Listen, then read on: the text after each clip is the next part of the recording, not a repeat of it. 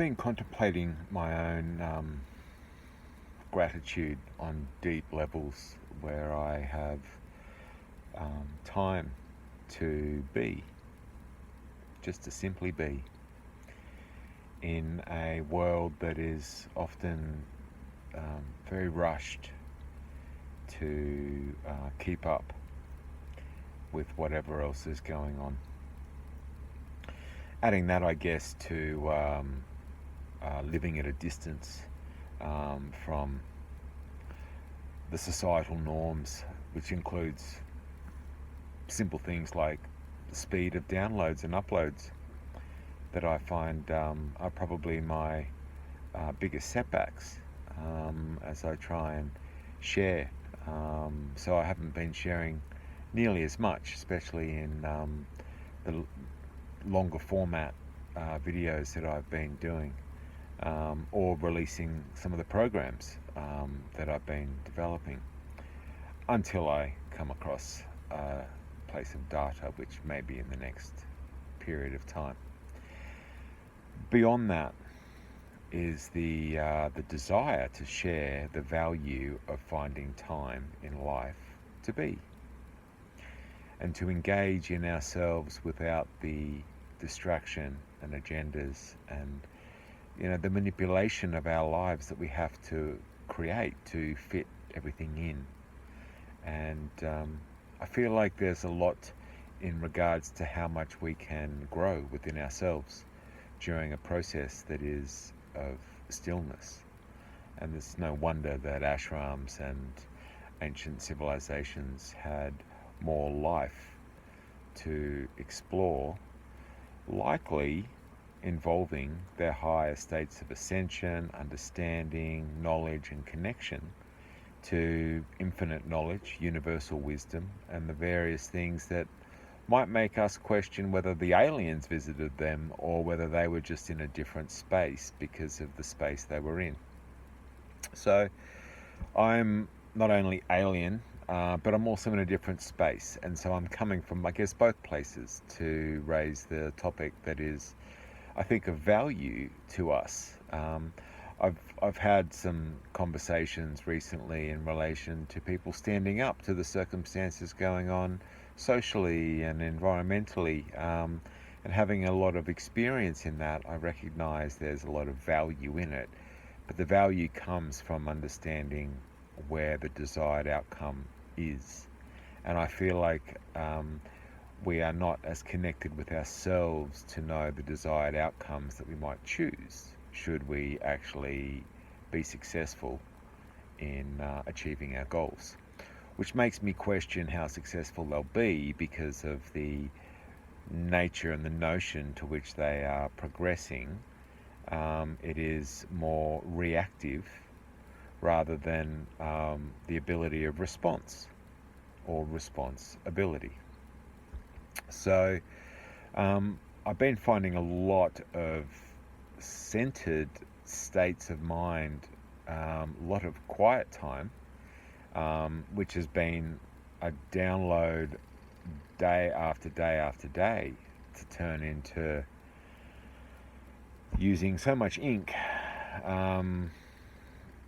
for a clean skin that I'm going to have to order some new refills for the Parker pen sooner than I thought. But the idea that what I am understanding of my life in clarity, because I've gotten rid of so much of the noise that was more of a disparity to my intentions, and even though my intentions have been seen as insane over decades, ultimately levels of truth beyond anyone's wishes. However, that in itself was a distraction to me. And so was the not catching flies with shit, because I didn't really understand that honey works better from a practical sense. I guess because I was feeling like I was all on my own. And now that I'm all on my own, I am finding everything way more intuitive, knowing that there is a potential for us all to engage in that. So I wanted to share the idea of how we can make some subtle adjustments to our lives to find more time, which is also the idea of the detox and the fasting of life, distraction, entertainment, all those things.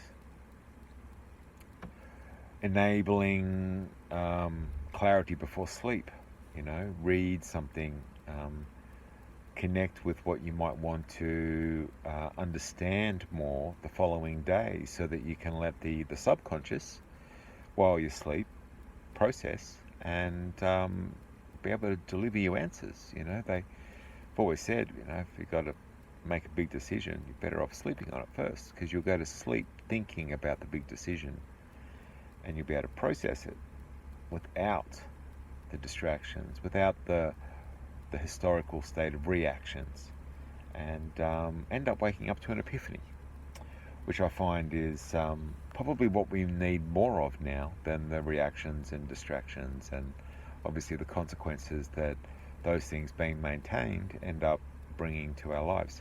So I would recommend everybody, if they can, when they can, to find that silence, find that separation from what we do all the time, find that new in us, which is actually old, but it's new based on what we've been doing in recent years, and enable ourselves to find that honest truth within us, that priority of focus, the desired intentions, without there being a lot of other inputs trying to sway our direction. So everybody meditate, everybody find the bush, everybody sit in under a tree, by a creek, waterfall, stream, whatever is possible. Tuning into the quietest sound, the loudest sound, the closest sound, the furthest sound, really engaging in the presence. Working with the breath in a way that is challenging your lungs to the point where you'll hopefully, potentially be able to hear the Schumann resonance occurring all around us, barefoot, and, the circumstances that would allow you to connect. So that's my evening little speech for the evolution of humanity. Something that's not going to be in a program. I just think we can all access it. But I think it should be like if we could do that once a week, wouldn't that be amazing? And we might find that we like it so much that we end up choosing to do it more often. So don't put the pressure on yourselves, but the pressure's on us already. So it might be a way that we can take the pressure off ourselves. You never know. Much love, my friends. Until next time. Bless.